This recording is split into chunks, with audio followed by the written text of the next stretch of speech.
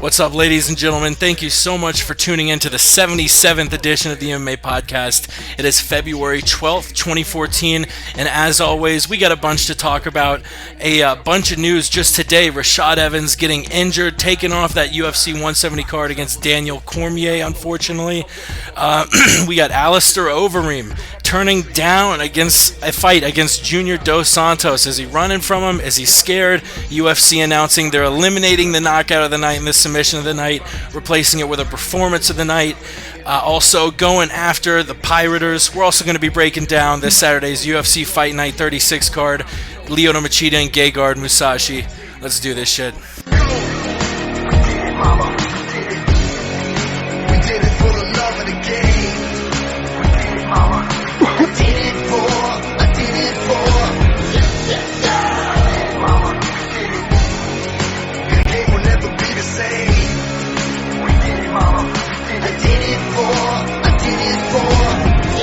You're listening to the MMA Podcast! That is awesome. Hell yeah, Lenny Hart. It is the MMA Podcast. Thank you for tuning in. We appreciate the shit out of you listening to us. We are joined. It is myself, Jake. You can follow us at the MMA Podcast on Twitter or visit themmapodcast.com. Like I mentioned, it's me and three of my homies. First and foremost, the dude I started the show with, episode 1, Chris Lowe at C. Lowenstein. What the hell's going on, dude? Oh my goodness. Oh my God. We are back. We are back in your life, and we are going to be breaking down some fights, man. I'm doing fantastic. Glad to be on the show, bro. It feels great to be back on, and, just looking forward to it, bro. Looking forward to it. Hell yeah. We're also joined by MMA prospect. He was at the Brazilian Jiu-Jitsu New York Open, the blue belt division. Broke his hand, but still gave a fighting effort. Yao the Truth, multiple-time gold medalist. What's going on, buddy? Hey, how you guys doing? Very excited to do this show. Happy my boy Chris is back on. We missed you. And thanks to the MMA Podcast. Yo, so you're in Queens. Is it like snowing really hard? I know the East Coast is just getting pounded with winter weather. Yeah, it's actually snowing right now. They're talking about a nor'easter coming, so... Good times. Yeah, I'm in Denver where last week it was negative 15, and on Sunday it's supposed to be 80.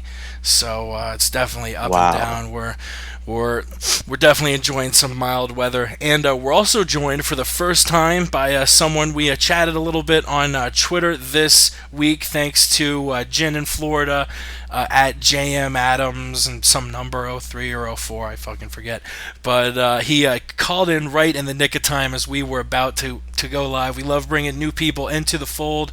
You can follow him on Twitter at DaveyBoy, DAVEI_BOY. It's a Davey. What the hell is going on, dude? Hey, what's happening, everyone? Hey, appreciate you guys having me on the show and stuff like that. I just want to give a little shout-outs. Shout out to my boy, my MMA friends over on Twitter, Polito. Big shout-out to Jen as well. Thank you for talking me into doing this with some cool-ass motherfuckers. Shout-out to Bandit Octopus, Pete Tweet, Otis Linkman. Hey, follow along with this podcast, guys. What's up, everyone? Follow everybody he just mentioned, even if you Positive need to energy. Rewind Yes. like 15 seconds, follow all of them. Yes, you got it. Positive energy, push, believe. And Yes. we've got a shitload of UFC to talk about, but first and foremost, we've talked about on the last couple episodes, it's crazy we finally got a sponsor, and you know what? It is live read time. Let's do the damn live read. Calling all UFC and MMA fans. Have you ever wanted to experience the UFC up close and personal with thousands of other fans just like you? We've got the tour just for you. Join us as we venture through fabulous Los Angeles and make our way to the ultimate party town of Las Vegas on July 4th weekend for our 7-day ultimate UFC experience. Get up close and personal with the stars of the UFC, relax by the pool with the UFC ring girls, enjoy the UFC event live in person, and get trained by some of the best names in the industry as we experience all things UFC, MMA, and fighting. This includes a skill and technique session at Eddie Bravo's 10th Planet Jiu-Jitsu in Las Vegas, 7 days of four-star accommodations, coach transport everywhere. You get tickets to what's likely going to be UFC 175, the July 4th event, and the UFC always does it huge for July 4th. I can guarantee it's going to be a big card. It's also going to be UFC Expo and International Fight Week, so you'll be able to go and see the Octagon Nation truck, be a part of the UFC Expo kickoff party, the UFC press conference, all breakfast included, and some dinners. You get a tour of LA, a VIP strip party bus tour. Like I said last week, I don't know if that means strippers are on the bus or you tour the strip or both. Either way, it's going to be fun. You get a fucking t-shirt. This is going to be July 1st through the 7th. This year, obviously 2014. It's normally $4,200 and it's on sale for $1,999. May as well just say fucking $2,000. Normally $4,200, on sale for $2,000. That's like over 50% off. From Brendan Schaub. You'll get a warm hand from Brendan Schaub. You get it over 50% off if you use the promo code MMA Podcast. Just leave out the V. The promo code is MMA Podcast, all one word. The capitalization does not matter. And you can email info@awaketours.com for quoting.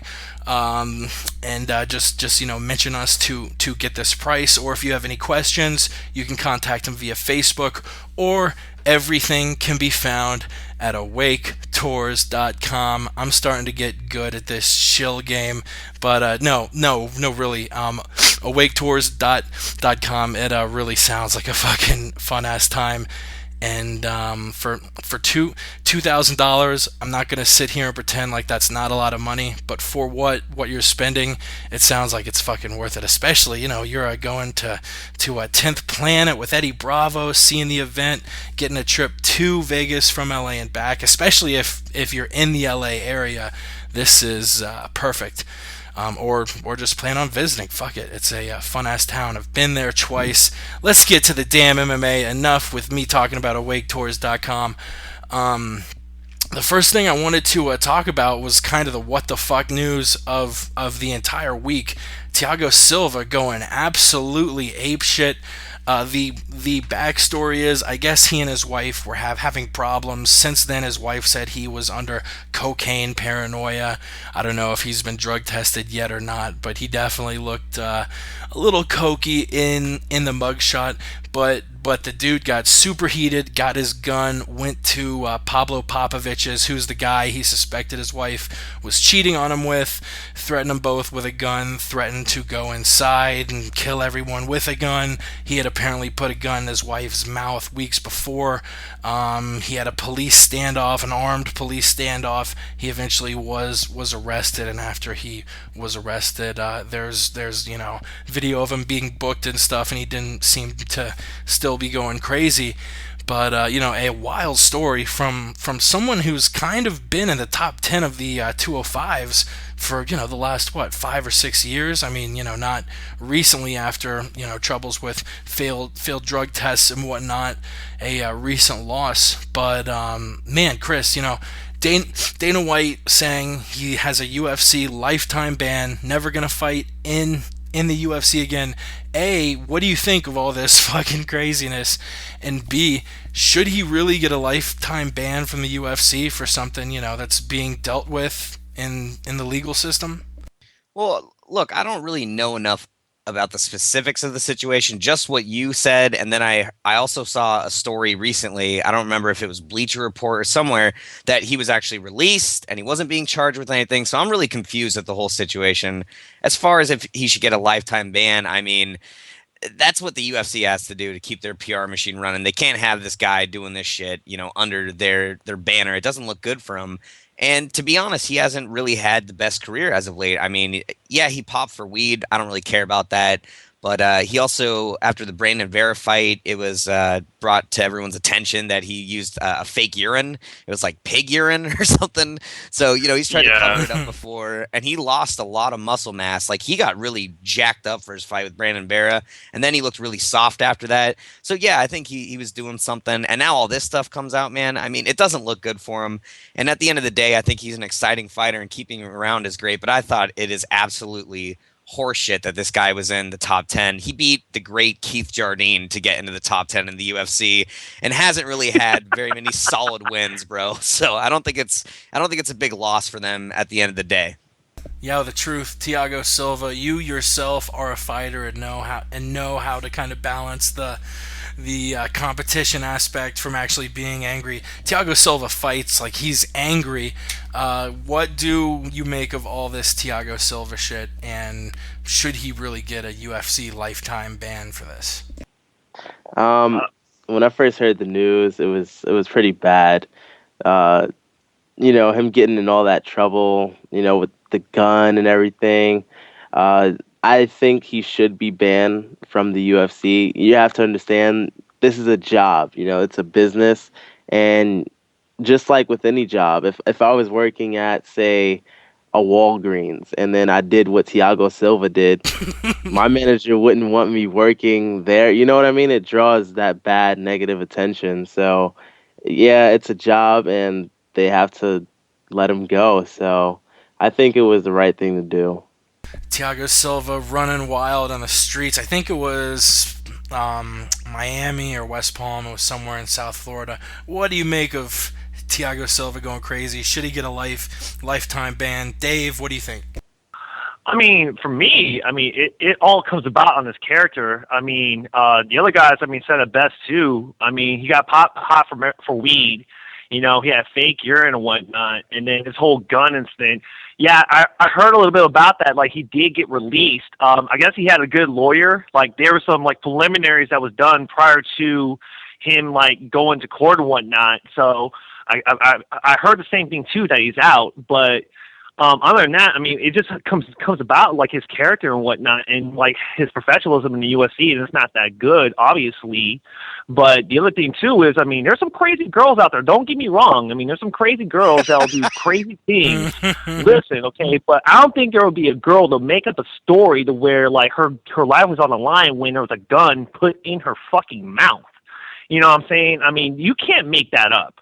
I don't care how crazy you are and stuff like that, because the truth will come out in the end, if that was true or not, But my other question is this. Dana White has all these other lifetime bans on other fighters like Randy Couture, Paul Daly, Tito Ortiz, and now Thiago Silva. The only thing I'm trying to figure out is who would he put back in the UFC? Who would be the first person if it came down to it? Would it be Thiago Silva, Randy Couture, Tito Ortiz, or Paul Daly, actually? I'm trying to figure that one out, first off. Yeah, you had Paul Harris, who recently got a lifetime ban. Even this week, this week, the UFC, I think, gave out two. They gave out one to Thiago Silva, one to that Tyler Mano Rawola guy, whatever his name was, from Tough Nations. Who? It was a guy on Tough Nations. He was on the Australian team. And, that racist the UFC, shit. The UFC said they hired an Australian background check company to run a background check on all the guys. All the guys came back clean. Apparently, they didn't go all the way back on Manarawoa's, whatever the fuck his last name is, his Instagram, because there was a super racist picture. I'm not even going to repeat what it said, mainly just because it was so fucking stupid. I will admit I've heard funny racist shit. This wasn't even funny. It was just fucking stupid. So the UFC handed out two lifetime bans this week. Let's move on. The biggest news of the day, really unfortunate. We had the UFC 170 conference call, and literally just an hour or two after it was over, it was reported that Rashad Evans was injured, a leg injury. Apparently it isn't a major injury, but it is a minor injury that will, need 4 or 5 weeks. and UFC 170 is in 10 days, so Rashad isn't going to be able to fight, which really kind of sucks. In my eyes, it was the best fight on the UFC 170 card, but now that the co-main is just scrapped, I don't know if they'll move it to 171 or 172, but the UFC didn't seem very interested in trying to book a new opponent, even though we will talk about one potential opponent who was calling out Daniel. We'll talk about that in a little bit, but my question is, Evans versus Cormier, was this going to be the best fight on the UFC 170 card? And after that, now that we know it's gone, will Ronda Rousey be able to draw fighting against Sarah McMahon? Because that's always been a question. Rousey's two fights. Her last one was Weidman versus Silva, the rematch, and that's what a lot of people were tuning in for. And her first fight in the UFC, I believe, had Dan Henderson fighting. Who did he fight? Rashad Evans. Rashad Evans. Lyoto Machida. Yeah, Lyoto Machida. Oh, yeah. Yeah, that's right. You're right. But, your boy, Rashad Evans, the Black Zillion, out injured. Was this going to be the best fight on the card? And now that Ronda Rousey is basically the only real draw on the card, will she be able to draw? Yeah, when I heard this news, I was pretty sad. I was really looking forward to this fight. Huge Rashad Evans fan. But it was definitely the main event for me, Like, that's the fight I was looking forward to the most, and now it's off the card. The card is still good. It holds some weight, but not as much as it did with Dan Henderson.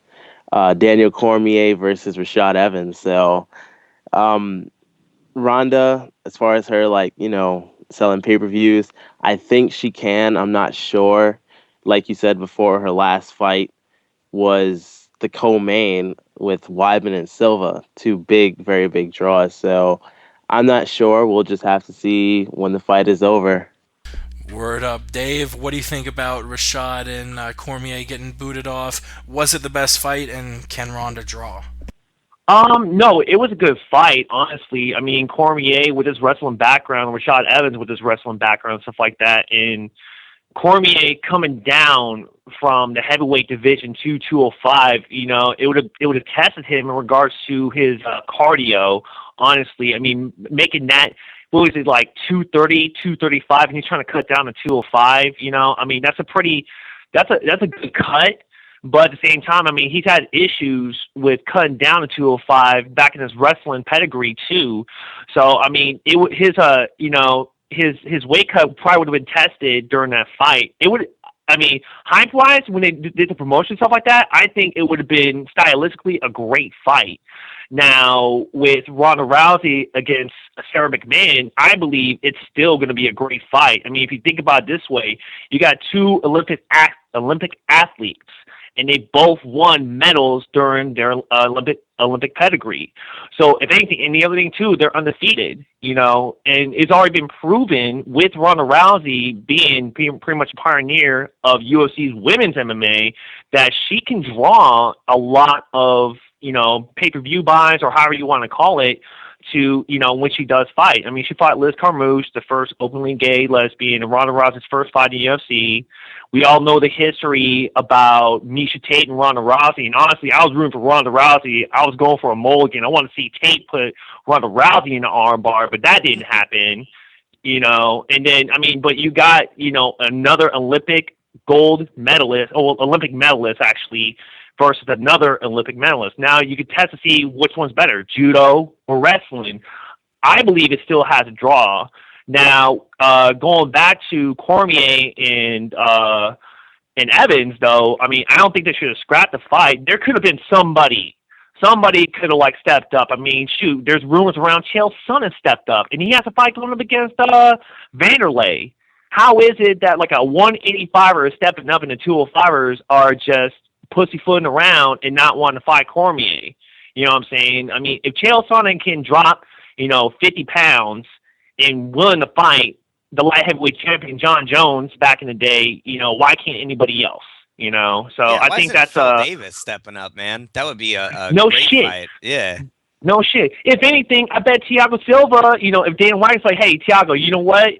If you don't want to get cut, you take this fight against Cormier. This is like a feast or fire, type of thing. Something. It's just to me, it's kind of ridiculous. It's not no one's fault, like Dana White's or the promotion's fault. It's the light heavyweights. Why they're going up against a guy who's cutting up down to 205? You know what I'm saying? That's a jump right there.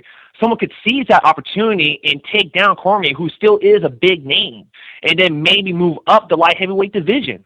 Yeah, you make an excellent point. I kind of make a point to try and follow everyone in the UFC, and I only saw one guy calling out Cormier, Chael, and he has a fight booked against Vanderlei. No one's calling him out. No one's saying anything. If you beat Cormier, you're probably next in line at a title shot after Glover and Gustafsson. But it's a big jump. No one's calling him out, and yeah, the UFC's strategy may just be to move it up a month or a month and a half, because apparently Evans' injury is pretty minor. But no one's saying anything. You make a fucking excellent point, man. But ridiculous. Yeah, the UFC 170 card, it's going to be Ronda Rousey and Sarah McMahon. Ronda Rousey, a bronze medalist at the 2008 Games in judo. Sarah McMahon, a silver medalist in wrestling at the 04 Games. I think it was Front Row Brian who tweeted out, it's bronze versus silver for the gold. It was a pretty clever line. But my personal fight I'm looking are the two fights I'm personally looking forward to are Zach Makovsky and Josh Sampo, which should get bumped up to the main card, because the winner of that is potentially a fight away from the flyweight championship. I was able to see Zach fight just a few months ago at RFA 11. He was fucking excellent. And my boy Aljamain Sterling taking on Cody Gibson. We talked to him in November. Really, really nice dude. He's it's his first fight in the UFC. He was going to take on Lucas Martins after Brian Caraway got injured, but recently he pulled out of the fight and has been replaced by Cody Gibson. That's going to be on the Fox Sports 1 prelims. Chris, Evans versus Cormier getting pulled. What did you think of that fight? Was it really the jewel of UFC 170? And can Ronda Rousey pull in, a decent amount of pay-per-views for this card? Yeah, definitely. As far as this card goes, man, I think the Evans Cormier fight, I was really looking forward to it personally. But the biggest problem with that matchup to me is that it's going to be one of those scales of justice style thing. It's either going to be a terrible, god-awful, grinding, wading through mud kind of fight, or it's going to be insanely explosive with lots of scrambles and grappling. And honestly, my gut is kind of telling me that this fight would have played out a lot against the cage. I mean, yeah, we'd see some striking from them, and they'd probably try and see who was the better grappler. And as far as was it the strongest fight, I mean, it really was, because I'm looking at the main card, and I'm a longtime huge hardcore fan. McDonald Maya is definitely a recipe for disaster. That could be a stinker. Pyle Waldberger, yeah. To me, that's a great matchup, but nobody fucking knows who Mike Pyle or TJ Waldberger are. Let's see, we got Forrest Whitaker taking on what's his name? Fucking Thompson. Forrest Whitaker. Yeah, sure did. They got the same eye, man. They got the same wonky eye. No, yeah. Yeah, but that's a good one. I think Whitaker Thompson is going to be the best fight on the main card, and I'm excited for every other fight on here, but I really think that this fight is going to underperform with the pay-per-view buys. You know what I mean? They lost two really big names. I don't think it's going to perform well at all. And as far as everyone stepping up or not stepping up in this case against Daniel Cormier, it is not a good matchup for anyone at 205. Think about it. A guy that's learned how to strike, knocked out Bigfoot. He's an Olympian. He's stocky and he's quick. I mean, I really can't blame anyone at the 205 for not wanting to take this fight. I mean, at the end of the day, you're supposed to be a fighter and, get big fights. But, I mean, everyone at 205 right now in the division, they're probably fucking shaking in their boots a little bit because Daniel Cormier is no joke, man. He's no joke. He's really top level, world class, and he matches up well against anyone at 205. Word, yeah, and talking about people to step in, no one called him out except for one man. Of course, it was Chael Sonnen about 3 hours ago, actually. This is all coming out that Cormier is being pulled from the card. Sonnen tweets out, I'm not quoting him here, at DC_MMA. You know, I haven't been crazy about your attitude of late. Daddy ain't ready, but he's ready enough. February 22nd, just say my name. And then just a few minutes later, he mentions Cormier. For some reason, Anthony Johnson, which is kind of bizarre, who's slated to fight Phil Davis at UFC 172, Jones versus Teixeira. What a mismatch. That's going to be a good fight, actually, I think. We actually talked about it last week, but before we get on with Chael, really quickly, Rumble Davis, who you got, Dave? Shoot, I think I'm going to have to take Rumble on this one, honestly. I mean, his cut from, when he was a welterweight, he was a monster, obviously. He had, weight cut issues at welterweight, and then he just completely bombed the weight cut at middleweight when he fought against Vitor, but you still see him, like, he is he's still so fucking fast with his hands. I think that's going to be a great fight, personally, because, like, the other thing, too, as well, is, he has a wrestling background, too. Obviously, Phil Davis coming from, Pittsburgh and stuff like that, Penn State, obviously he has a wrestling pedigree, too, but so does Anthony Johnson, and Anthony Johnson has some fucking hands and feet. Big time. And we know, and Phil Davis, he trains with the Lions and stuff like that in San Diego, but I don't think he's ever good. He has not fought somebody with hands like Rumble Johnson. I think there's going to be a knockout. There's going to be a knockout, and Phil Davis is going to be he's going to have 10 toes down, basically. If it goes to the second round, I think the odds just fly tremendously in Davis's favor. But Davis has got to survive that first round. And I think 2 of the last 3 people Johnson has faced have not been able to do that, and DJ Linderman and Mike Kyle. But it's going to be a pretty interesting fight. But back to Chael tweeting. Can I throw my 2 cents in real quick on that? I just really kind of feel passionate about this fight because I think it could be great, and I think Anthony Johnson is insanely talented. That guy as a welterweight was a monster. He had weight problems, but he was fantastic.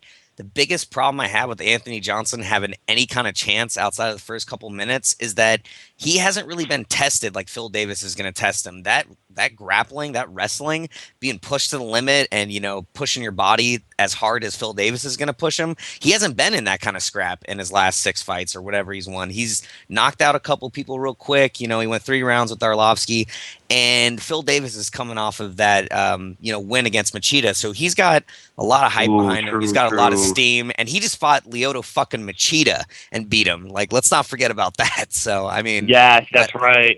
Yeah, dude. I think that's going to be an interesting fight as well. I just really see I see Anthony Johnson coming out strong and then kind of really just failing over the rounds. I think Phil Davis is probably going to get his first finish in a long time. Yeah, I'm really looking forward to it. That's going to be April 16th. I got the dates in front of me somewhere. Yeah, that's going to be April 26th, Baltimore, Maryland. Jones versus Teixeira. That's going to be a hell of a card. Probably a much better card than UFC 170 now that Cormier and Evans are pulled off. The co-main event likely going to be Rory Mack versus Damian Maia, which isn't horrible, but Cormier is one of my favorite fighters. I was really looking forward to it. But Chael Sonnen, the only guy tweeting at least offering to step in for Rashad Evans, tweeting at Cormier, I haven't been crazy about your attitude of late. Daddy ain't ready, but he's ready enough. February 22nd, just say my name. And then he tweets sorry, not to cut you off. No, I'm actually kind of surprised Cormier, because like everyone else has done it, like UFC fighters, even like football stars. I'm surprised Cormier didn't call out Michael Bisping, actually, because everyone else is doing it, for fuck's sakes. It's an open goddamn mic on the MMA podcast. Whenever you want to step in and say anything, step in. Yeah, then a few minutes after that, he tweets at Cormier, Rumble, and Dana, "I accept. See you in Las Vegas." Front row Brian tweeting out, this is not a joke. Chael said I'll finish tough on the 18th, get to Vegas on the 19th, fight Cormier on the 22nd. Do you think there's any possibility?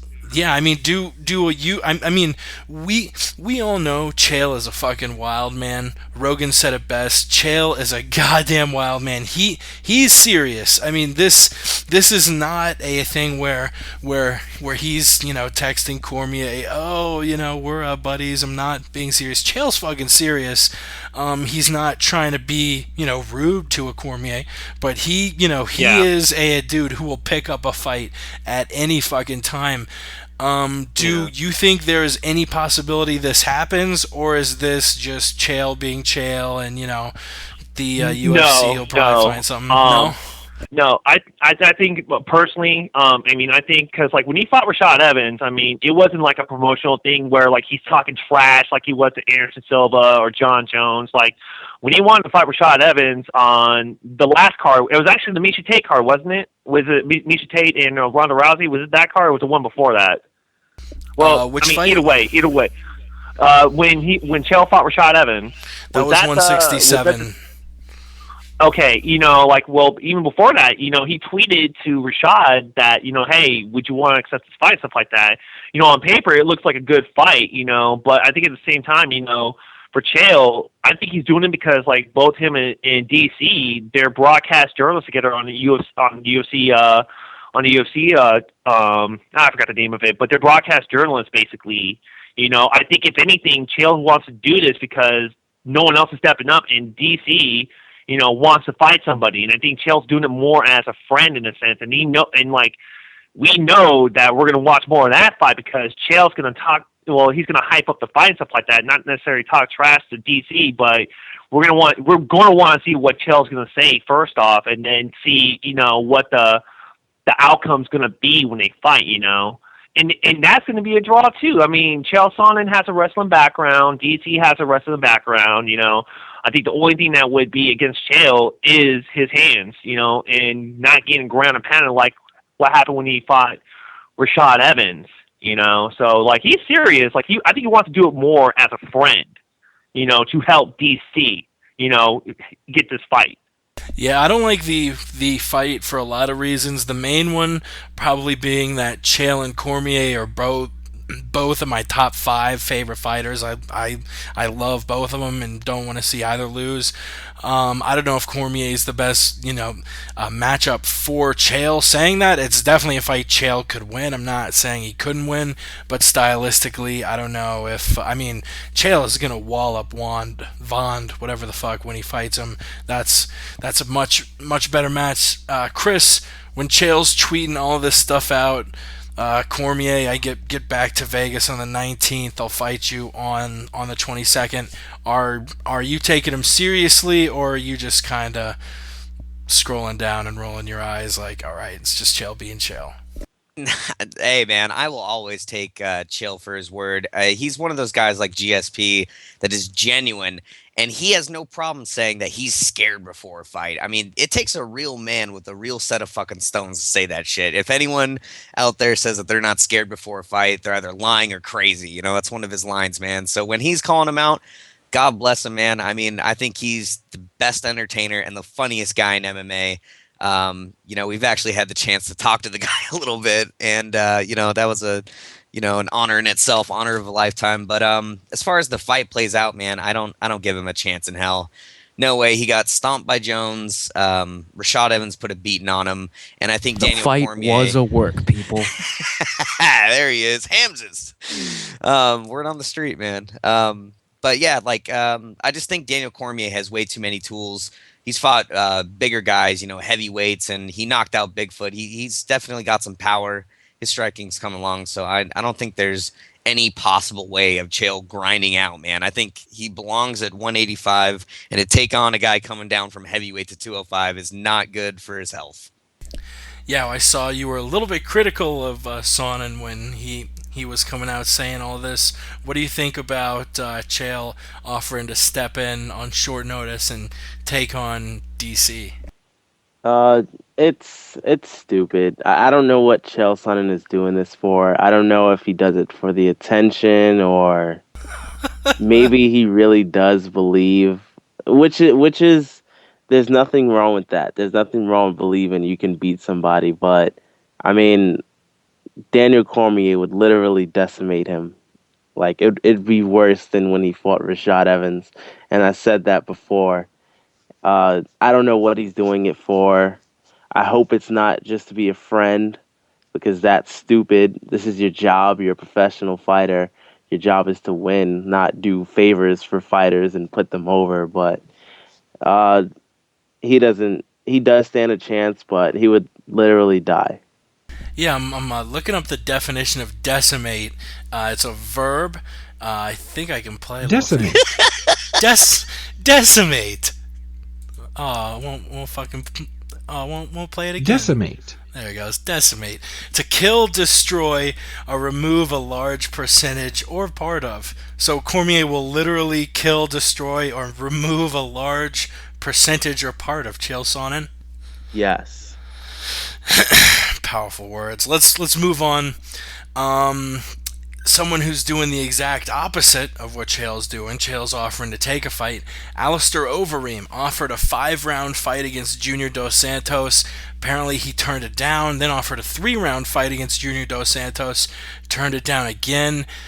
Chris, I'm going to throw it to you first because Reem's one of your favorite guys. I mean, what are your thoughts on what seems to be Alistair Overeem hiding from JDS? Man, I really don't know what to think. I just read the tweet. Apparently, he turned down a 5-round main event in Brazil and a 3-rounder co-main in Vegas. It's disappointing to me, man. It really is. He's finally got a win under his belt. He's got his cardio on point. JDS just got destroyed by Kane. It would make no sense for him to turn this fight down. So it's got to be something that we don't know.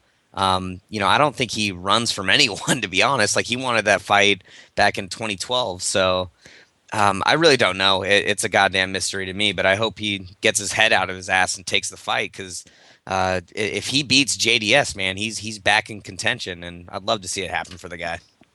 Yeah, it would definitely boost him up coming off that win he just got. Yao, what are your thoughts on the former Blackzilian, Alistair Overeem, turning down multiple scenarios of fights against the Brazilian Junior Dos Santos, who has yet to fight since losing that title fight, trilogy fight against Cain Velasquez? Well, I think he's trying to stir the pot, actually. I mean, Dos Santos showed like how much disgust he had for Alistair Overeem, and likewise for Alistair Overeem in the sense too. So I think what his management team, I don't know if Alistair Overeem told Dana White he's not going to take the fight or anything like that. I think maybe if it was his management team, I think more likely they're trying to stir the pot and get social media involved and like have some outrage on Alistair Overeem not wanting to fight Dos Santos. And I think in the long run, he's going to take that fight, whether it be a 5-rounder or a 3-rounder. And honestly, I mean, you seen how Dos Santos was when he was fighting Cain Velasquez. I mean, he got his face punched, and the motherfucker looked like sloth. You know what I'm saying? Alistair Overeem does not only have hands, he has feet and he has knees. He's a K1 killer. He will murder Dos Santos' vagina. Yeah, buddy. Oh yeah. I think if anything, what he's trying to do is stir that pot, hype Dos Santos up, and plus everything too, he switched camps too. Like, he's no longer with the Nogueira brothers, So like, he's trying to get settled in with Barral and Aldo's camp too. So maybe he wants him to try to get more time with that new camp and maybe overthink of what could possibly happen in certain scenarios when they do fight. I think more likely he's just trying to get under Dos Santos' skin. They're going to fight, and Dos Santos will get his shit pushed in by Alistair Overeem, hands down.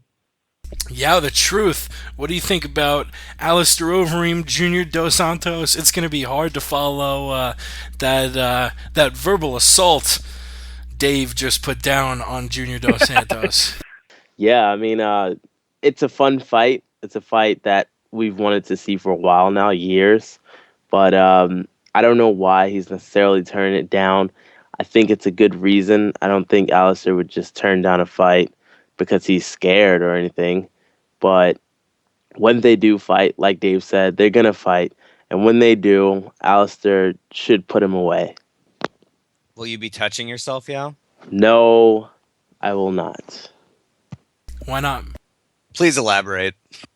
Yeah, tell us why you're not going to be masturbating. All right, moving on.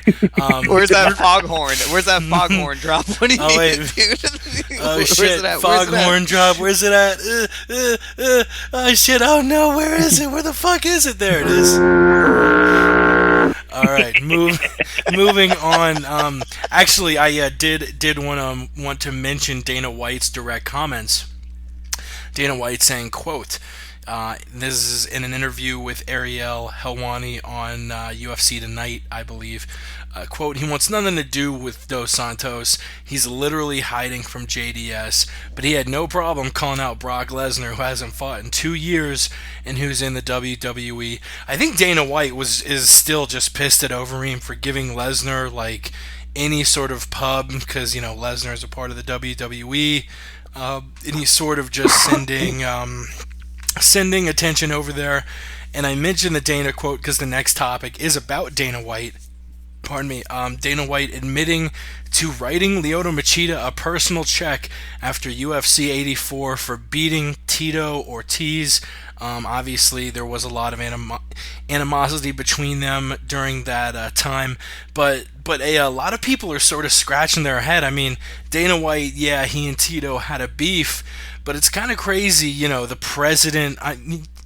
Think about the NFL. Think if like Roger Goodell, the commissioner of the NFL, say he hated Peyton Manning, and like Richard Sherman just had like a brutal sack, took him out of the game, and Goodell cut him a personal check, or even just got a couple pick sixes, just made Manning lose, and Goodell wrote him a personal check. A lot of people are saying that's kind of a conflict of interest. I don't know if I know about it. Unethical. This is actually the direct quote I have pulled up from an interview. Credit to Big Boy TV. If you want to watch the whole interview, it's Big Boy Kicks It with UFC owner Dana White. Just search that on YouTube. Big Boy TV, all one word. Let's listen to Dana and Big Boy talk about him writing Lyoto a check after UFC 84. I can tell you this. Tito Ortiz is that guy. That you wanted to see get knocked Get out? his ass whooped. And the only time in 13 years, all the fights we've ever done, Lyoto Machida beat Tito Ortiz. Uh-huh. I actually wrote him a personal check. Like a thank you? Like the UFC, we will pay him his show money, his win money, and if he wins one of the bonuses of the night, he gets bonus. I literally bonused him myself. Jesus Christ. Now, is there money in the UFC? Like, do you have to be a top tier fighter? And I think that's about it. They just start talking about some other bullshit. But Yao, the truth. I'll start it off with you. Is this sort of a conflict of interest? You have the UFC president paying people personally for taking out fighters he doesn't like? No, I don't think there's anything wrong with that, to be honest. I mean, you're not making a lot of money as a UFC fighter today. So, I mean, the extra money helps, and I don't think there's anything necessarily wrong with that. I don't think he said, "Look, if you beat Tito, I'll give you some extra money." I think he just did it, and then he said, "You know what? Here's a little paycheck for you." So I don't think there's anything wrong with it. Yeah, I don't know where I fall. I'm kind of cross. I like the fact that Dana White does stuff like this, or paying people bonuses for knocking out Dennis Hallman for wearing the infamous Penis Ballman shorts. But Dave, what do you think about Dana White writing out personal checks? I mean, we all know his beef with Tito Ortiz and Tito Ortiz beef with Dana White and stuff. I mean, during the time when Tito Ortiz was light heavyweight champion and stuff, there was a time when he didn't defend the belt, and it put a lot of, I guess, strain on the UFC, especially during the dark ages. I mean, they're trying to build the sport up, and next, Tito Ortiz is trying to, talk about more money and stuff like that, the money that the Fertittas didn't have, the money that Dana didn't have and stuff like that, and he was the guy that could have helped out, back in those days. But I mean, obviously now the UFC is still big around that time, but obviously there's animosity and stuff like that. Dana White writing a check to Leo Machida. Personally, I don't see nothing wrong with that. I mean, it's a contact sport. I mean, what was supposed to happen? What else was supposed to happen at that point in time? I mean, him writing a personal check for his feelings about Tito Ortiz, I don't blame him. I mean, look what he did after. I mean, look at what he did after after that fight, the post-fight conference that was happening. They wouldn't even let Tito Ortiz in to talk about his fight against Leo Machida. His ex-girlfriend / ex-porn star Jenna Jameson had to grab Tito's nutsack and fight for him to sit down in the post-fight conference to have him, talk about his fight and whatnot. And you also see what he did during the weigh-ins, wearing a shirt that says "Dana White's my bitch." Dana did the right thing. Good for Dana on that one. I would have done the same thing. Chris, what are your thoughts? Listen, guys, I'll be honest with you. I work graveyards at a gas station, and I met a cab driver, and I got a little side gig going on. Every time someone drunk comes in, asks if I can call him a cab, I call this guy. He swoops him up. He comes back and gets gas, and he gives me $5 or $10. So, there ain't nothing wrong with it. Nice. Oh, and if I could just also say, yes, I'd be pretty happy if I was in the UFC and Dana White told me, hey, if you beat this guy, I'll give you some extra money. Hey, that's my job, to fight for money. So exactly. Yeah. Yeah, and speaking of bonuses, we're actually going to touch on how the UFC eliminated the knockout submission of the night. They're threatening people who are streaming illegally, and we'll talk about MMA in the Olympics. Could it ever happen? But first and foremost, we got to get to the 10 solid seconds of sports for people who are tuning in for the first time or on the show for the first time like Dave and have no idea what the fuck that is. It's 10 seconds of every show we carve out to talk about all sports, not MMA. Let me clear my throat real quick. The Olympics get out to an exciting start as nothing in Sochi seems to be properly constructed or thought out. Michael Sam comes out as likely the NFL's first openly gay player in college basketball. Oklahoma State's Marcus Smart shoves redneck Texas Tech fan Shaun White shockingly fails a medal in halfpipe. Ooh. I got that out in 10 seconds exactly. That was perfect. All right, a few more topics before we break down UFC Fight Night 36 and call it a night. The UFC apparently shutting down a website.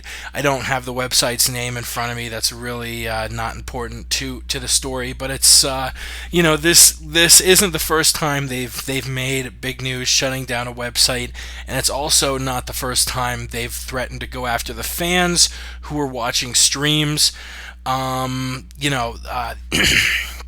They did it, I believe, in May 2012 and then again in 2010. But they said this site was streamed our last two events.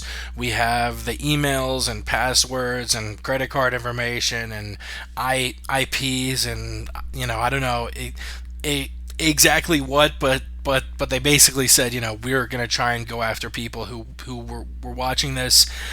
Personally, I mean, I've ranted and raved so many times about how charging $1,000 over the course of a year for a year's worth of pay-per-views is ridiculous. I'm not a wrestling fan, but what the WWE's doing as far as offering a $10 a month service where you get every pay-per-view, it seems like a genius plan. Fight Pass is the WWE's model, which I had a couple wrestling buddies of mine basically explain everything it was. I mean, you're basically paying the same amount Fight Pass is charging you, but you get like 100 times more content, like a 24/7 live channel, multiple shows, an archive of every event that's ever happened, and every pay-per-view that happens. So you won't need to pay, $60 every month for a pay-per-view. You just pay $10 for this one service. Fight Pass, you don't get that much. We'll get the Chael versus Vanderlei Season of Tough. You do get a few selected archive fights. You do get prelims, but you don't get any main pay-per-view cards with paying $8 a month. The UFC saying they're going after fans. To me, it seems like a scare tactic. But Dave, do you think it is a scare tactic, or do you think the UFC is really dumb enough to go after their main demographic they want to follow the sport, which is the fans who are hardcore to the point where they'll find a stream to watch it? Yeah. Well, I mean, a little bit of both. I mean, you gotta look at I think it was like a few years ago. I mean, there was a kid, I think it was from Russia, that hacked into the UFC website, stuff like that. And Dana White's like, keep doing it because we will find you and stuff like that. And they ended up finding him, And I mean, and that's a big stack of bargaining chips right there to like push all in a sense to where they could scare people not to do it and threaten them as well. I mean, if they caught a kid from fucking Russia, streaming or like hacking into the UFC websites, I think they could find, the people, who are the customers or the UFC fans in regards to like watching it illegally and stuff. Like, I mean, it's a good scare tactic where everybody will not do it because of that fact right there. If anybody remembers that. Do I think they would do it? Yes and no. I don't think they would really like publicize it in a sense where it would scare more people, but maybe to like get their point out. Yeah, I think it could be, more or less of a threat, I guess. Yeah, my pardon me, too much ganja. Myself, Ramses, and Chris were actually talking after the word on the street last night. And I was making the point that, to me, what it seems like a sort of metaphor, a site that illegally streams a UFC event is similar to a bar that illegally streams a UFC event. They're showing a lot of people a stream that they're unauthorized to use and share. Say a bar gets in trouble and people find out, hey, this bar is showing an illegal stream of the UFC. This is like the UFC saying, well, we're going to fine the bar, $50,000 for streaming our event without letting us know, and we're also suing everyone who was at the bar and watched it. I mean, it just doesn't seem to fucking add up. Yeah, well, that one too, like when the bars and stuff like that, because like I've been to a lot of bars in San Diego and here in Guam. I mean, they have UFC shows here in Guam too as well.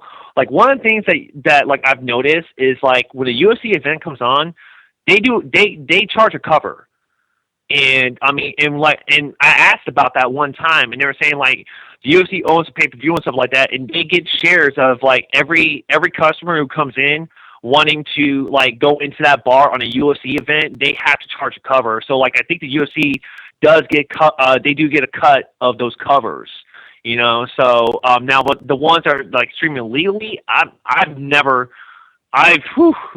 a lot of bars and I've not heard of any bar, doing something like that, doing something shicey like that personally. Right. Well, Davey, they charge establishments like a Buffalo Wild Wings or right. Or a bar. It's actually different. What they do is they look at, they actually ask the establishment how many people they expect, and they come up with a number that way. They actually have some way of figuring that out. So if you're a small bar, you're probably paying, $100, couple $100. If you're a large venue, you're going to pay, more than that. So it's one of those things where it's kind of a sliding scale when it comes to that, and they have to charge the cover.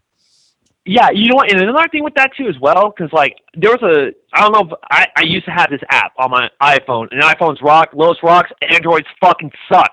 But anyways, there was an app on my phone. It was called UFC Bars and stuff like that. So I think what they do is like, you know, any bar they get in contact with, they have a partnership with or whatever. So like, if I'm a customer, you know, brand new to a place and I'm trying to watch a UFC fight at a bar or whatnot, you could go on that app and like, it's like, to me, like if they identify that certain bar, you know, that has UFC fights, they're authorized to show, you know, to charge cover, stuff like that. You know what I'm saying? So, I mean, what I'm getting at with that, with this analogy is whatnot, you know, is that I think if anything, if anybody's on the UFC bar app or whatever, I forgot the name of it, but I think they're the only ones that are authorized to like show those certain you know, UFC events. Word, Chris. What do you think about the UFC at least threatening to go after fans that watch illegal streams, which is a terrible thing that you or I would never do. Oh yeah, it's the worst. What pieces? Dun, dun, dun. Get them, Dana. Get them. Nah, man. Honestly, to me, it's very simple. It's a cut and dry thing.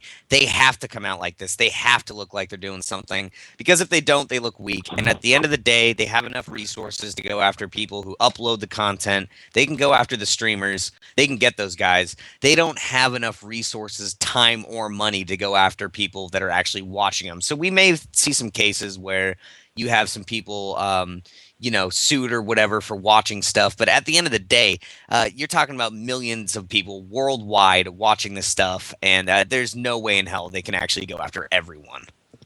Yeah, you know what's They'll get one at least. What's kind of funny, I think it was like a fucking year ago, but Justin Bieber tweeted out, "Oh, you know, does anyone have a stream for UFC?" I don't know what UFC it was, but basically, you know, does anyone have an illegal stream? And Dana tweets at Justin Bieber like, smiley face, "Oh Justin, ha ha ha, come on silly, you gotta get a pay-per-view. Here's the website, buddy. Thanks for being a fan of the sport." I wonder if he wasn't Justin Bieber. I forget who said it last night, but if that person wasn't Justin Bieber, what would Dana White have said? I mean, I'm sure he would call him a faggot multiple times. Or a stupid broad, or a stupid gay. Yeah, goofball. You fucking goofball. Yeah. What do you think about the UFC going after, you know, potentially their biggest, most engaged fans? I think it's good, you know, tracking down the people that are like streaming the events illegally, because basically the people are stealing from them. That's how they make their money. You know, that's how the money's brought in. So they're stealing their product, and it's good that they're going after them, because like, it's huge. A lot, like you said, millions of people are watching these like fights illegally around the world, and they're losing money that way. Imagine if the people that are watching it illegally bought the pay-per-views. Their revenue would go even higher. So it's good that they're going after them, but they won't be able to catch people that are watching it, but they can catch the people that are streaming it. And if they catch the people that are streaming it, the people have nothing to watch. So it's good. Word, yeah, and we just are about an hour into the show. I want to remind anyone listening live, if they want to call in, the phone number is 213-457-3380, or you can Skype us at the MMA Podcast, or you can tweet us at the MMA Podcast, and we'll read your tweets on the air. Also, really quickly, Dave, did you say you were in Guam a little while back? Yeah, I'm in. I'm in Guam right now. Actually, it's actually like I'm a day ahead. I'm in the future. It's actually 4 o'clock in the afternoon for me. So it's Thursday, like late afternoon. It's not Wednesday night for you. Holy shit! It works better for me, man. I love doing this shit. Damn, so you're in Guam. I of course know where Guam is, because, you know, if I didn't know where Guam It's an was, island I'd be in the some Pacific. stupid idiot. Where is Guam for all of our listeners? Guam's in the Pacific. It's south of Hawaii. It's 10 hours south of Hawaii. We're near we're like 4 hours away from Korea and Japan. We're north of Korea and Japan. Well, actually, no, I take that back. We're south of Korea and Japan, basically. So it's a 4-hour like 4 hours flight? away. It's a 4-hour flight to Korea and Japan. We're close to the Philippines. If anybody's familiar with like the federal states of Micronesia, which is like Chuuk, Very Kotrai, Ponape. We're close there and stuff. And then close to the Philippines too, though. Whew. It's like Vegas. We'll go all in Vegas, stays in Vegas, man. Jesus. So how long is the flight from Los Angeles to Guam? Is that like even a possibility? No, it's not. I was in San Diego. I was there for 5 years, and then I had to migrate to Guam from there. But the connecting flight is Honolulu, and then from Honolulu it's to Guam. It was basically from California to Hawaii was like 4 hours, and then it's a 10-hour flight to Guam from Honolulu to Guam basically. So it's like a 14-hour flight total. So, yeah. Jesus, so San Diego to Guam, are you a part of our military over there? I am actually. I am a part of the U.S. military. Nice. Is it classified, or can you share? No. Share, yeah, I'm part of the military. I mean, I'm not trying to like do anything unethical or anything like that, but I'm a recruiter for the military, basically. Oh, nice, cool. Yeah, we now have one guy in the forces, and he's not on tonight's call, but someone who's frequently on the show is a police officer, and Baton Rouge Officer Alan Westland Eagle AH. But dude, thank you. Getting married. Yeah, he's getting married. Finally got a ring. But dude, thank you so fucking much for your service. Really. Hey, I appreciate it, and honestly, like for me, I mean, and I'm not trying to like speak out like as a recruiter or anything like that, but honestly, anybody can join, anybody could do it, but it's their choice whether to do it or not. But what takes it back, for anybody who does join is the choice that they want to do it, regardless of why they want to do it, but they're doing something to where they might have to pay the ultimate sacrifice for everyone else. But honestly, I appreciate it, but I believe in my heart that anybody could do it. Definitely. Fuck yeah. And follow him on Twitter at DaveyBoi, DAVEI_BOI. He is a part of the MMA podcast now that he has been on this 77th episode. Let's get back into it. Hell yes. A couple more topics. The UFC eliminating knockout of the night and the submission of the night, replacing it with performance of the night. Ramses and I talked about it last night on the MMA podcast, or sorry, that's the show, on the Word on the Street. His thinking was the UFC's sort of like the NFL used to have a segment they played, I believe, on Monday Night Football called Jacked Up, and it had the biggest hits, and you would just see people get lit up, and like there would be a huge hit, and the dude would be like dead, rolling on the floor with a major brain injury, and everyone in the ESPN studios screaming, "You got jacked up!" That was a famous ESPN bit, but the UFC now getting rid of the knockout and submission of the night, replacing it with performance of the night. I really hope they offer more money now for fight of the night and performance of the night, now that they're changing 3 bonuses to 2, or I guess 4 to 3, because there's 2 bonuses with the fight of the night.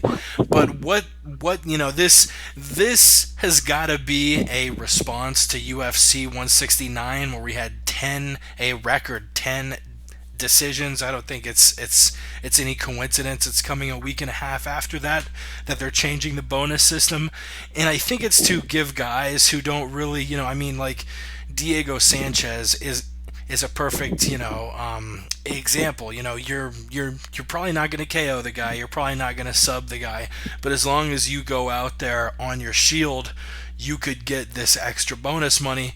Do you like the move? Why do you think they did the move? Do you not like the move? Chris, what do you think?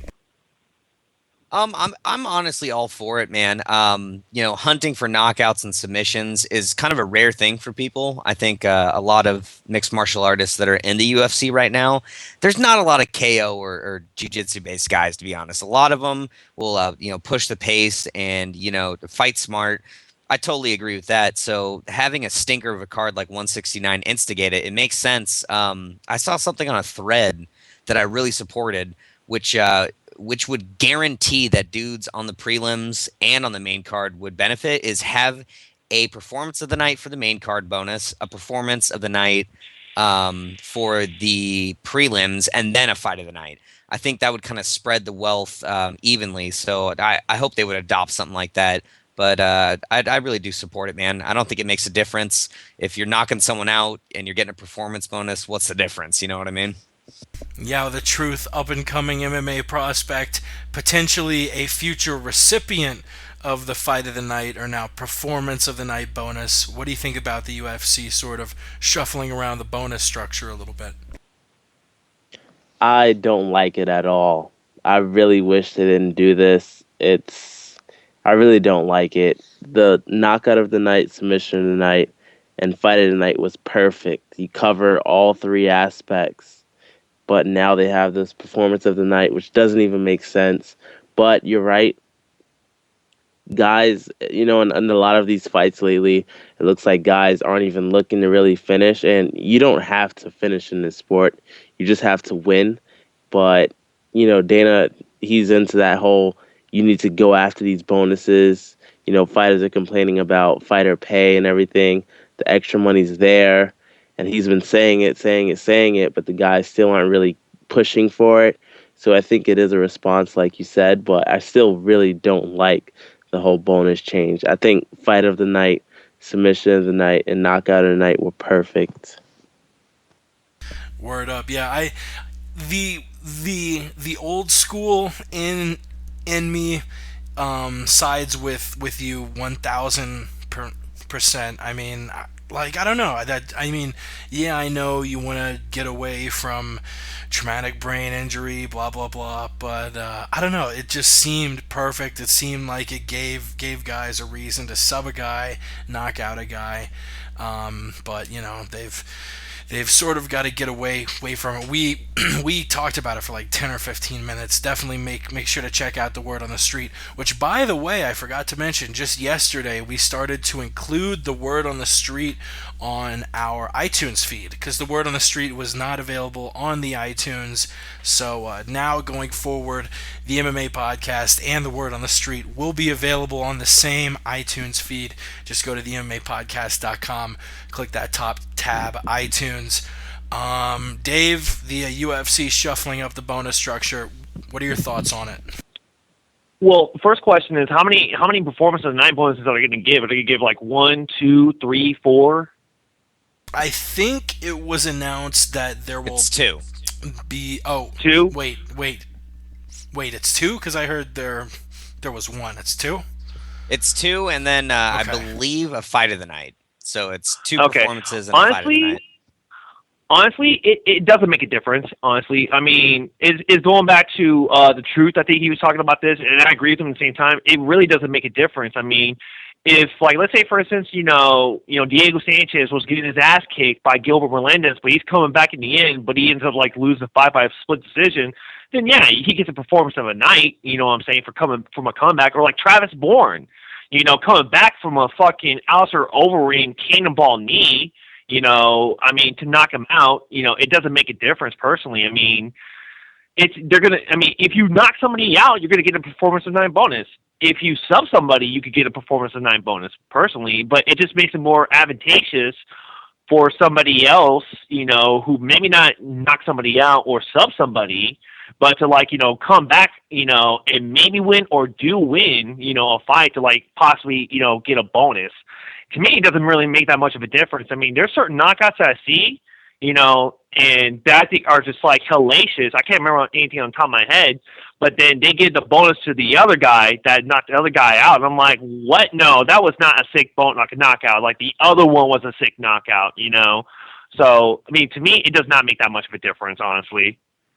Perfect example, man, of you talking about dudes not getting their due diligence was Hector Lombard getting screwed over when he knocked out fucking Nate Marquardt. And someone else got the or bonus Baharis. Yeah, he got screwed over twice. I agree with you, man. Yeah. I I just need to look back to UFC 168. Jim Miller with a beautiful armbar over Fabricio. How the fuck you pronounce his last name? Camoes. Yeah, no, that was Camoes. yeah. And Rousey gets the submission of the night because she's Ronda Rousey. Yeah, But, exactly. They should leave every single thing to a popular vote, in my opinion. They did that once for UFC 124. They put up all the bonuses for a vote online, and I think that's the best way to do it because then people might feel more vindicated. I think that's a better system. That's what they did for the last season of Tough, for the fight of the season, knockout of the season, and submission of the season. I forget. I guess it was that Tough finale card, and Chael and I believe Kenny Florian were in studio, and they were doing something on Twitter, and that's how they chose. I think they were $50,000 or $60,000 bonuses, which were pretty good. Let's move on. Final topic before we break down Saturday's fight card. Mixed martial arts in the Olympics. Nixon's tweeted at us, wanted us to talk about it, and actually I may have talked about it either way because it's an interesting topic. I've heard it brought up. Obviously, the Winter Olympics are going on. Mixed martial arts would probably be in the Summer Olympics. I don't think they would put it in the Winter Games. But a lot of people saying mixed martial arts in the Summer Olympics. Could it work? Personally, I don't think it could. You have sports like judo and wrestling and boxing where you wear headgear and it's a very technical sort of thing. You have people who are, doing, anywhere from 4 matches, 8 matches, 10 matches. You can't fight 4 mixed martial arts fights within a couple weeks like the Olympics needs. That's A. B. Good point. B, I mean, this would probably mean the best fighters in every division would be out of UFC, Bellator, World Series of Fighting, everything. There would be 4 months where the best of the best just weren't fighting because it's going to take 2 or 3 months to train for the Olympics and make sure you're healthy. 2 or 3 months to, get better from getting fucked up at the Olympics, because every sport, curling, whether it's fucking curling, basketball, anything, it's something you can move on and do, and injuries aren't very common. Injuries, line up a set of guys before and after a UFC event. You got broken noses, you got cut up faces, swollen cheeks, black eyes, broken bones. These guys are fucked up. And to really do a comprehensive, tournament and see, who is the gold medal winner. That's what we have the UFC for. And even then, it seems like it takes years to sort a lot of things out. Johnny Hendricks was waiting a year and a half for a title shot. You had the Strikeforce Grand Prix, which had people get injured and people leave Strikeforce, and then it fucking took like a year to happen. So, just for the purpose of knowing, if you put headgear on people and shin guards and turned it into a really technical thing, maybe, but I don't want to see fighters taking their eyes off what the real, goal should be, which is a UFC, or if you're in Bellator, a Bellator, or if you're in RFA, World Series of Fighting. I really want to have fighters focusing on those championships rather than, technical. I don't know what they would even do in the Olympics. Yao, you are a mixed martial artist. What are your thoughts? You still with us, Yao? Invigorating. Oh, shit. Chris, what do you think? I'll tell you what, brother. That was a fantastic breakdown. Really good point. Keeping top-level mixed martial artists off of, active competition in their respective divisions and leagues to do the Olympics. But one thing that really comes to my mind when it comes to MMA and the Olympics, it's very simple to me. There is no way we will ever see the mixed martial arts in the Olympics. And that's because of blood, man. I know it sounds like such a stupid thing, but you're going to have a very high chance of cuts. And a lot of fights that we've seen in mixed martial arts, they will turn into bloody wars. And as well as I do that anyone out there, general population, they don't want to see that stuff. There's a high chance of getting cut, so I don't think we'll ever see it just based on that alone, because you have a lot of protective gear in all the other sports. And if you have a true MMA event, even with all of the headgear and the shin guards and everything, even if you institute that and we didn't do straight MMA without that stuff, I think you're still going to have broken bones and blood, and that stuff doesn't really translate well to the general consensus out there. Word up. Yeah, the truth is back on the call after a little technical difficulty. I'll make sure those listening to YouTube or the iTunes feed, I'll trim that little 5-second silence out. But then I'll talk for 15 seconds about how I'll trim it out, which ends up being not even worth it in the first place. Whatever. Yeah, as a mixed martial artist, what do you think about MMA in the Olympics? Thumbs up, thumbs down, thumbs to the side, indicating you're neutral? Thumbs down. I think it's look, MMA is basically the Olympics. I mean, the best fighters from the world, all over the world, are coming to one stage to fight each other already. And that's basically what the Olympics is. So we already have that set up. And it's great. I mean, you have guys from China, Brazil, America, Europe, all over coming to fight Canada. So we have that already. And it's working out great. They're fighting for championships. And it doesn't need to be in the Olympics. It's not like what a great any point, other man. sport. So, no, it shouldn't be in the Olympics because it basically already is. Word, yeah. I think the ancient Olympic Games had pancration or something, which was oh man, we're being listened to by the NSA, ladies and gentlemen. I don't know what that beep was, but Dave, what do you think about MMA in the Olympics? Are you turning into a robot? What? I'm hearing beeps and shit in the background. Dave, what do you think about MMA in the Olympics? You for it, against it? Thumbs to the side on this one. I mean, a part of me is like, no, because like if Bellator, World Series of Fighting, RFA, if they're as big as the UFC, like right now, I would be all fucking for it, because this is like, as an MMA fan, hardcore MMA fan, this would be like my fucking dream right here if you think about it. We're talking about like co-promotions. Going up against, like, you got a Bellator fighter possibly fighting a UFC fighter, or a UFC fighter fighting the RFA fighter, or RFA fighter fighting, like, a World Series of Fighting fighter. Like, for me, that'd be fucking awesome to, like, solidify who's the best organization, But on the other hand, though, like I said, I'm hardcore like MMA fan when it came to like watching like the Pride tournaments or the Dream tournaments too, and like seeing like Eddie Alvarez like go to war against the Crusher Kawajiri, and he won that fight, but he couldn't fight for the title, stuff like that, because he broke his nose. So like I could see the concept when it comes to like they only got like 4 days of like the Olympics or whatever, but at the same time, they might not be ready for the next round, even if they win, and that's gonna like hurt their pay, if they get injured seriously and whatnot. That might just like hurt their career, in their respective organization. And the other reason why I would probably say no too is like the shin pads and elbow pads, like boxing, for instance. Like they have protective headgear and whatnot. They have like the nut protectors. Like I'm talking like the nut protectors on steroids, basically the chastity belts.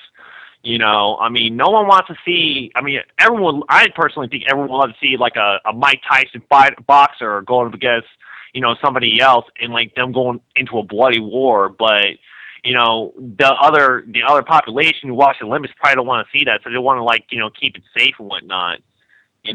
So I mean, but personally, I think I would have to say thumbs to the side on that one, man.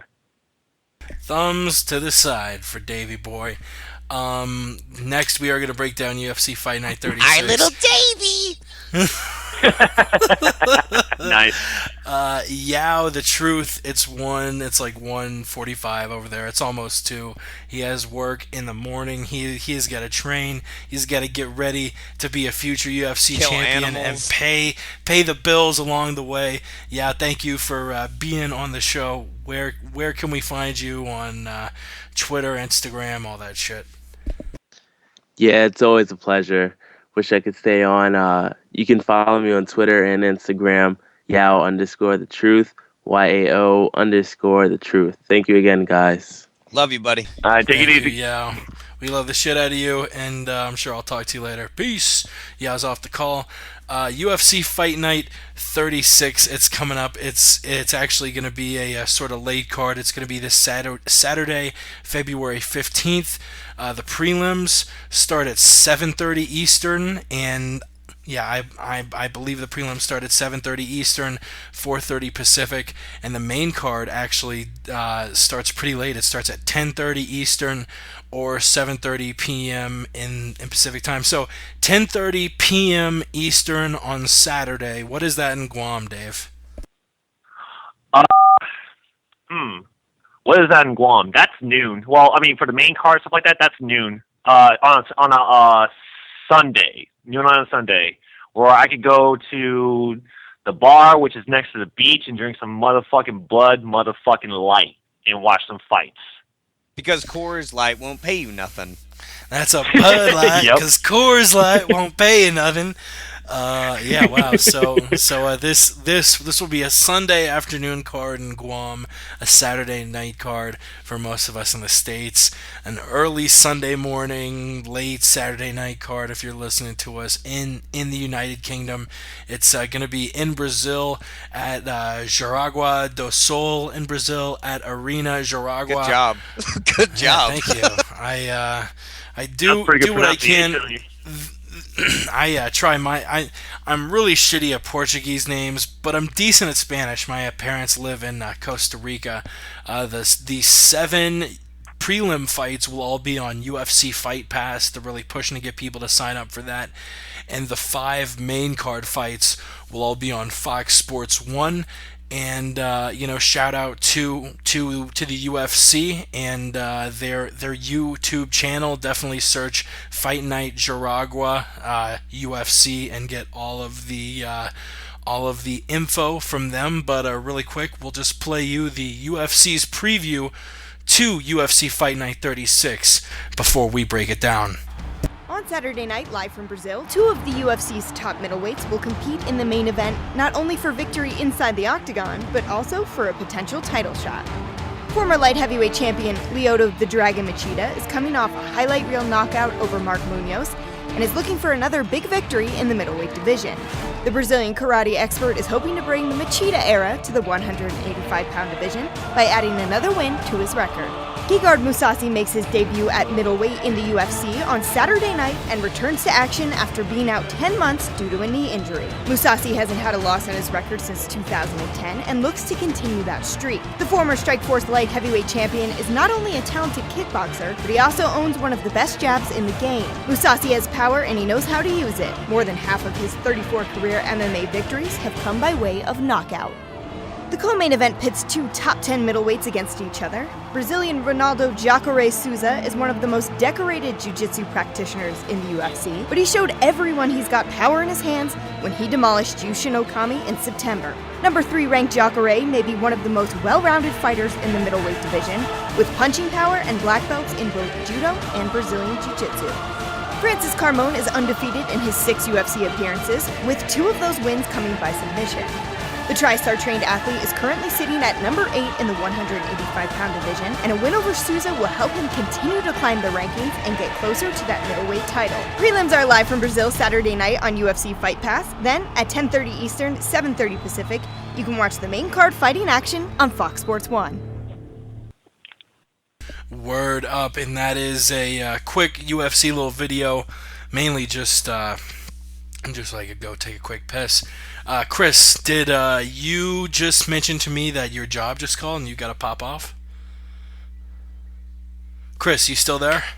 Damn, he really must have needed to pop off immediately. Chris, Davey, it is down to you and I, me and you. Okay. I have done 77 of these. You've done one of these, but it sounds like you know just as much about mixed martial arts as I do, which is all that matters. We're gonna break down the prelims just in a big bunch, and just talk about which fights stand out from those.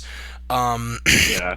Then talk about the first few main card fights, and then both of the middleweight fights. Are you stoked for this card coming up, or is it not deep enough? I've heard a few people say that. Well, first off, before I say anything, thank you for having me on your show. First off, and hopefully I could do this a lot more. First off, like I said, but going back to the main card and stuff like that, I guess I want to start off with the main event actually and talk about that. Fuck it. Let's start off with the main fucking event. Yeah, let's fuck it, man. Let's start with the main event, okay? Gegard Mousasi versus Lyoto Machida, okay? I got a lot of friends who are MMA fans like I am. I mean, well, they're UFC fans. They're not MMA fans like I am and stuff like that, you know? And, like, a lot of them are going for Machida, and I'm looking at them like, you fucking dumb... You fucking dumb twats. Like, you guys are fucking morons, first off. Because, I mean, a lot of people don't know about Gegard Mousasi, okay? Like, when I followed Gegard Mousasi's, fight stuff like that, it was during the Dream era. And, like, no one really knew, who Gegard Mousasi was during, like, the Dream middleweight tournament, And I didn't know who he was until then. Like, I remember he fought Dennis King, if anybody remembers Dennis King, and Dennis King was top-notch, fighter too as well, and he subbed him, like triangle choked him, which is like unheard of, and he's a black belt in Brazilian Jiu-Jitsu too, Dennis King. He also fought, Melvin Manhoof, who if you don't know who Melvin Manhoof is, this guy is like Alistair Overeem, but just smaller and faster. He is a killer, when it comes to hand stuff like that. And he triangle choked him too. And he also, like, in the finals of the Dream Tournament, he fought Jacare. Yep. And he upkicked him. First like round. No one knew who... Exactly. No one knew who Gegard Mousasi was until that time right there, and then everybody started getting scared. He fought Mark Hunt, who's also a K1 fighter too, and subbed him. So like a lot of my friends are all talking like, oh, but Lyoto Machida, he's so elusive, he's so unique, he has a karate style. I'm like, Gegard Mousasi, I'm not saying like, anything can happen in a fight, but to count out Gegard Mousasi, you guys are fucking high. First off, so I think Gegard has a legitimate chance of beating Lyoto Machida. If anything, I think it's probably going to go to unanimous decision, and it's going to go, well, maybe not unanimous, but maybe split, but it's going to go towards Gegard Mousasi because he is a smart fucking fighter. Yeah, I mean, he beat Hector Lombard and Pride back in 06. He's lost one time in his last 24 fights, and yeah, he took on a few cans, but he also took on a lot of impressive dudes. You mentioned a ton of them. Gary Goodridge, Melvin Manhoof, Cyborg, Jacare, Renato Sobral, Sokaju, OSP. I mean, dude. I mean, yeah. It would have been super exciting if he had joined the UFC and took on Alexander Gustafsson instead of Ilir Latifi, and then he had that giant layoff. That was his first and most recent fight in the UFC, April 2013. But Vegas seems to be, I mean, they're going pretty heavy on Lyoto too. I think it's -2. I'm looking now. It's -230 about for Lyoto, which are pretty heavy odds. And everyone, I mean, Lyoto is an amazing striker, an amazing counter striker. Gegard has the stand up to stand with him. The one thing I don't know about is Lyoto's takedown. Lyoto has a nasty takedown. Yeah. And I mean, they are really going to be actually. Yeah, so I mean, if Lyoto can take him down, I don't know how that would play out. If he would be able to keep the top, do a little bit of ground and pound. I mean, this is a very, very interesting style matchup. Yeah. And then, I guess like going down the line and stuff like that. Jacare against Francis Carmont. Actually, really quickly, I did have something lined up. It's the stat of the day. We try and do it every show, and I've got a stat of the day ready for Machida versus Gegard. It's the last little gimmick segment I've got before we close it out. But Gotcha. Stat of the day: Machida versus Mousasi. Stat of the day! Stat of the day! Stat of the day! Stat of the day! Here comes the stat of the day! Lyoto Machida is rightfully the favorite in this one, but don't sleep on Gegard Mousasi. Gegard has finished in 29 of his 34 victories, 26 of those in the first round. Alternatively, Mousasi has never been finished with strikes in his entire career. Stat of the day! Stat of the day! What? Stat of the day! Stat of the day! What? Here comes the stat of the day! Hell yeah, and shout out to the Dan Patrick Show, Patrick Seaton O'Connor, and Jamie Josta for the fucking stat of the day music. Middleweight bout, Jacare taking on Francis Carmont. Who you got in this one? Carmont doesn't stand a chance. Jacare by submission, hands down. I mean, nothing against Francis Carmont and stuff like that, but I don't personally, not to say anything bad about the middleweight division, but it's not established yet. I mean, Chris Wheatman, he's doing his thing, and now, like, it's pretty much wide open, for anybody to really, go for the middleweight belt. But it's still like the middleweight division. Unfortunately, I like the middleweight division, but it's not established like the welterweights, the featherweights, the light heavyweights, unfortunately. But by saying that, though, Jacare is a top 3 middleweight, and he's going to just go through. He's going to go through Francis Carmont. He's going to chomp him down like an alligator, basically. That's his nickname. Jacare in Portuguese translates to alligators. I'm a big fan of alligators. A University of Florida alumnus. Francis, I will say this, joined the UFC in October 2011, 6-0 since joining the UFC. He seems to be the master of the game plan. He knows exactly what he needs to do to piece up his fighter, a tri-star fighter fighting out of Montreal. They're awesome with planning out boring ways to beat people. All 3 of Francis's last wins were decision wins against Tom Lawler, Lorenz Larkin, and most recently in September against Costa Philippou. Saying that, I do agree, Jacare's just got too fucking much. I mean, it is crazy how back just a few years ago, we knew him as a one-dimensional fighter. We knew him as a guy who went from being a world champion in Brazilian Jiu-Jitsu, moving to UFC, and he was known really primarily just for his ground ability. Somewhere in the last couple years, after losing to Luke Rockhold, he fucking turned it on. That dude has some fucking striking now. I mean, talk about a guy who had literally one hole in his game, which was offensive, dangerous, deadly striking, and he fucking filled it up. Jacare's a beast. Yeah, he knocked out Yushin Okami, and I was shocked. And I'm a huge Yushin Okami fan, but he knocked him out. I'm like, you gotta be fucking kidding me.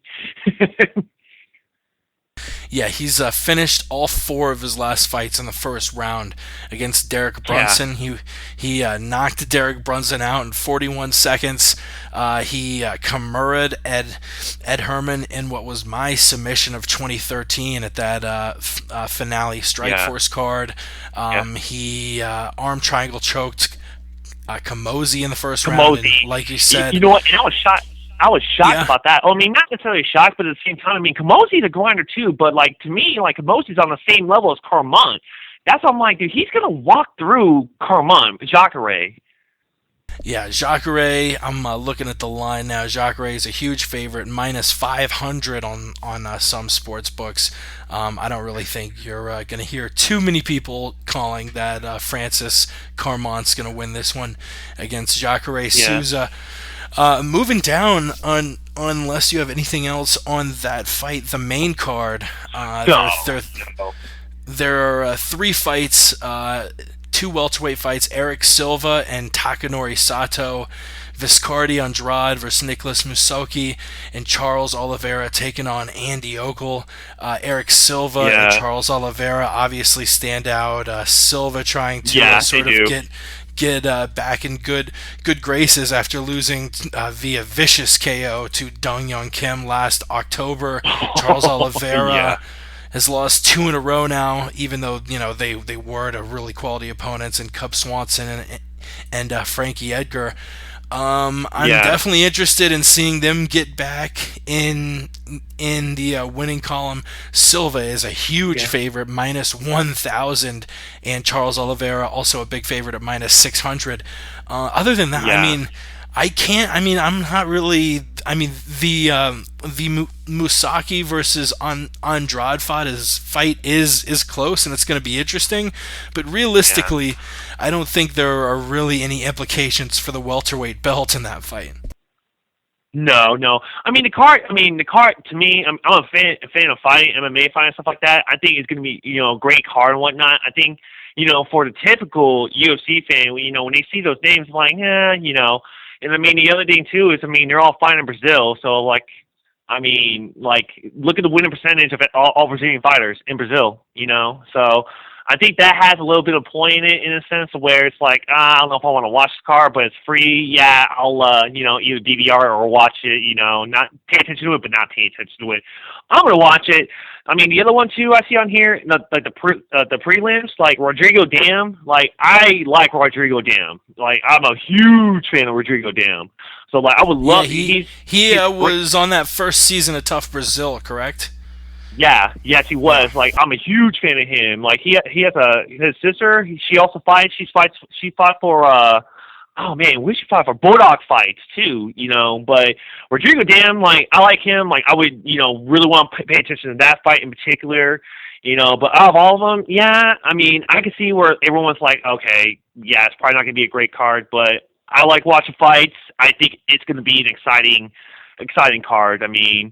The last UFC Fight for the Troops with Tim Kennedy and Rafael Natal, I think. A lot of people were saying that wasn't going to be an exciting card or anything like that. I actually enjoyed that, and seeing Tim Kennedy knock out Rafael Natal. I was like, holy shit, dude, that was fucking sick. Yeah, these are the kinds of cards where we kind of get spoiled, at cards like UFC 168, which are really loaded in almost every fight. There could be 6 or 7 fights that have major implications in his or her weight class.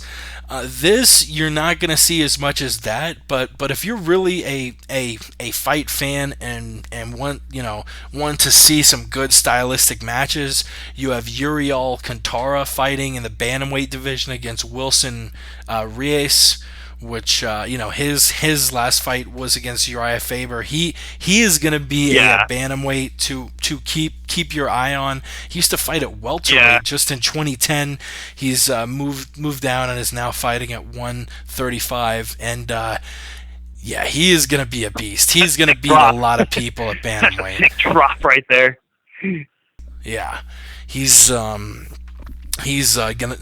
be a monster, but before we stop breaking down the card, let's move back up to the Jacare and Machida and Mousasi fight.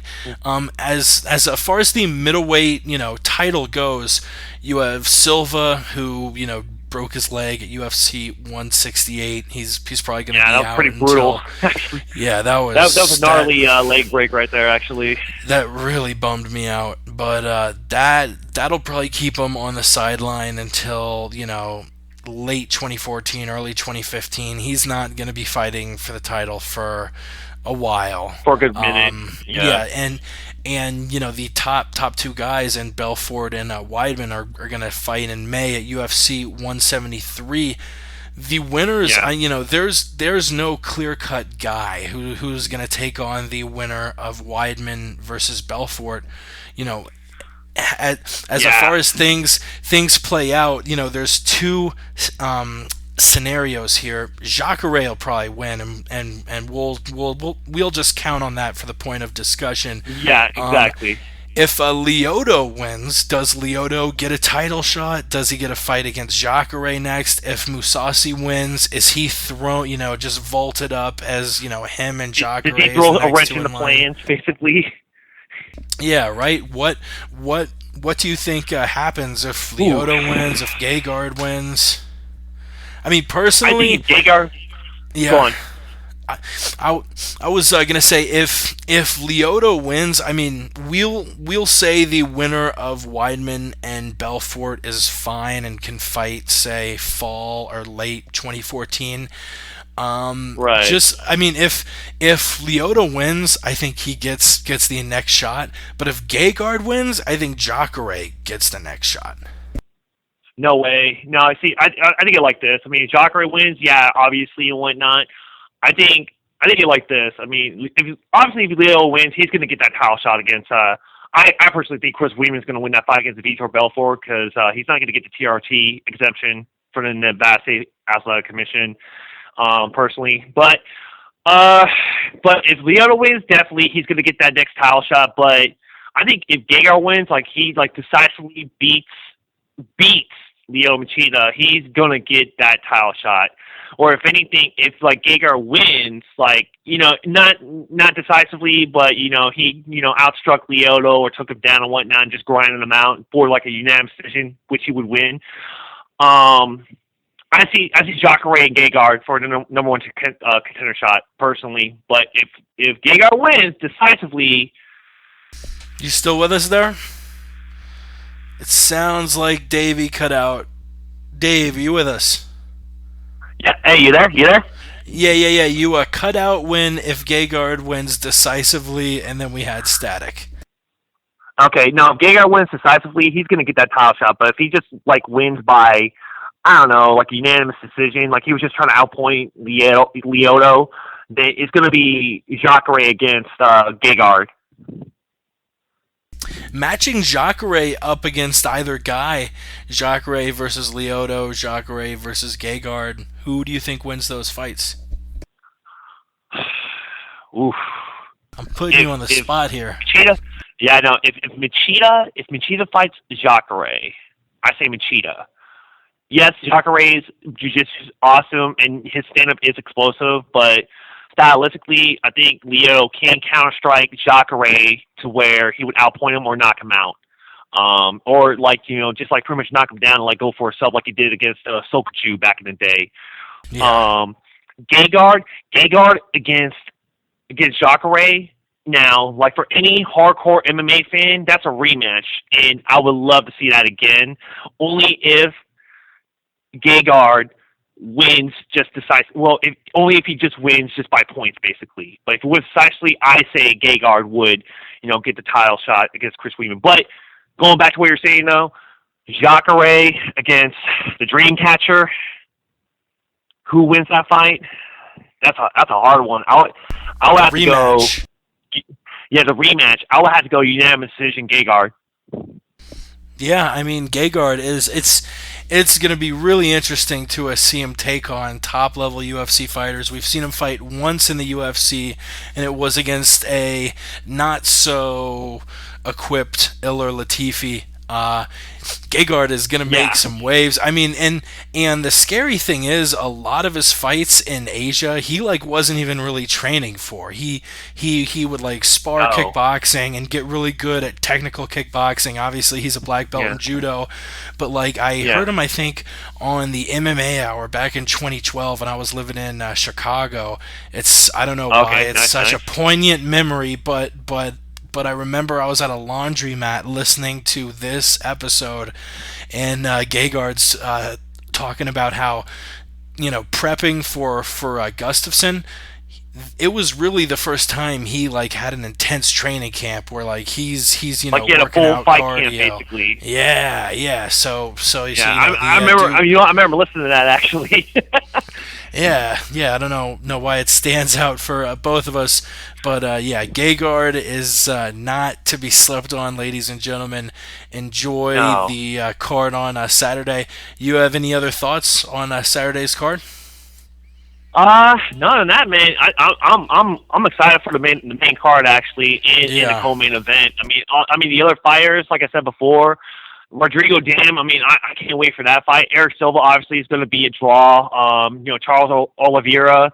I think he still has, he still has potential of being a champion too. He's young. Eric Silva is a killer. He has, the explosive hands and whatnot. So I personally, as a MMA fighter, not a UFC fighter or not a UFC fan and stuff like that, but an MMA fan itself, like I can't wait to watch some fights. Fuck yeah, man. And last Saturday we didn't have a UFC card. Actually, we're on a stretch of 9 weeks where or it's either 9 or 7, but it's a stretch where we have a fight card every single weekend except for last weekend. I think, we've got a fight card the remaining 6 Saturdays. We have a fight card every single damn Saturday. It's Machida versus Mousasi this Saturday, UFC 170 Rousey McMahon next Saturday, UFC Fight Night 37 from China, the Tough China finale, Kim vs. Hathaway, March 1st, UFC Fight Night 38, Alexander Gustafsson versus Jimmy Manoa in London, the following Saturday, Dallas, Texas, the welterweight championship, Johnny Hendricks versus Robbie Lawler, 171. Let's go Lawler on that one. I'm a big fan of the big rig, and finally March 23rd, UFC Fight Night 39 in Natal, Brazil. I could pull it up. Let's see what card is that. UFC Fight Night 39. That is gonna be. Oh man, I can't fucking. Shogun versus Henderson 2. Yeah, Shogun versus Henderson 2. That's what that. You know what? That I was so mad. I missed that first fight. I was like, I looked at it. I'm like, you know what? I'm probably not gonna watch this fight. I got something else I gotta do. But I was so mad because everyone else told me like, you probably missed like the best fight of like ever. For 2000. I think it was 2012. I'm like, are you fucking serious? And I watched it on replay. I'm like, oh man, this is a sick fight. One of the greatest fights in UFC history. For fucking sure. That was a fucking awesome fight. But so we hope Dave, thank you for coming on. Let's start cueing the music. Dave, we really appreciate you calling. Where can we find you on Twitter, and what the hell is going on? And stay on, and after the show I'll get your Skype and all that bullshit. Okay, cool, man. And where can we follow you on Twitter, fucking okay. Yeah, I'm Instagram, on wherever the fuck. Twitter, yeah. I'm on Twitter only. I also have a Vine too, but it's the same thing. Davey Boy, DAVEI_BOI. Follow me on Twitter. Follow me on Vine. I have a few 6-second clips that I like to do. Huge Seahawks fan, so if you hate the Seahawks, don't follow me. Yeah, how weird was it that my Tampa Bay Buccaneers almost beat the Seahawks, and then the Seahawks turn around and completely destroy Denver? I don't know what team wins games, man. It's not about individual people. Team wins games. Yeah, and a shout out to Jen in Florida for making this fucking happen. Pointing Davey toward the podcast. We appreciate the shit out of her. Hell yeah. Shout out to awaketours.com, the UFC tour. Check them out. That's awaketours.com, promo code MMA Podcast. Follow the two guys who were on the show and unfortunately had to dip out. Chris had work. Yao had to go to sleep. That's Yao_the truth. And Chris is at C. Lowenstein. Follow our boy Alan Hamilton, Westland Eagle AH. Follow Ross Finkelstein. Follow our boy Front Row Brian. Follow Ramses at the Aunt Jimmy Show. Follow the Word on the Street. Just go to YouTube and search Word on the Street. Last night's episode is already up there.